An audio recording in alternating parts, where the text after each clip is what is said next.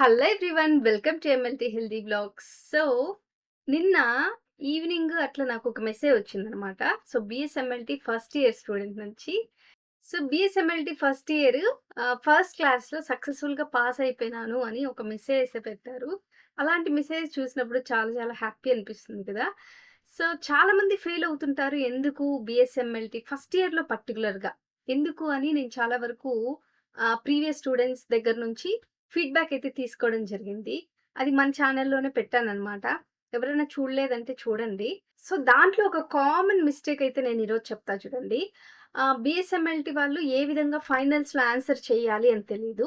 డీఎంఎల్‌టీ స్టూడెంట్స్‌కి గూడా అనమాట. సో, ఈ ఎగ్జామినేషన్స్‌లో ఏ విధంగా క్వెషన్‌కి ఆన్సర్ అటెంప్టేషన్ ఇవ్వాలి అని సరిగ్గా తెలీదనమాట. సో, బిగ్ క్వెషన్స్ ఏ విధంగా రాయాలి, 5 మార్క్స్ క్వెషన్స్, 3 మార్క్స్ క్వెషన్స్ ఏ విధంగా రాయాలి, ఎంత మ్యాటర్ రాయాలి అనేది సరిగ్గా తెలీదు.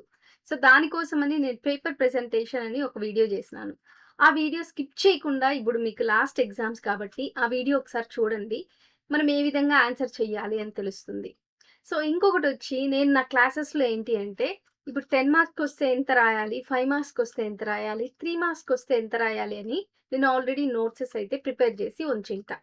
మీరు మళ్ళీ దాన్ని టెక్స్ట్ బుక్‌లో సెర్చ్ చేసి నేర్చుకోవాల్సిన అవసరం లేదు.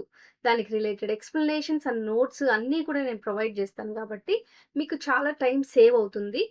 వెంటనే మీరు చదివేసుకోవచ్చు. 24/7 సపోర్ట్ అయితే ఉంటుంది.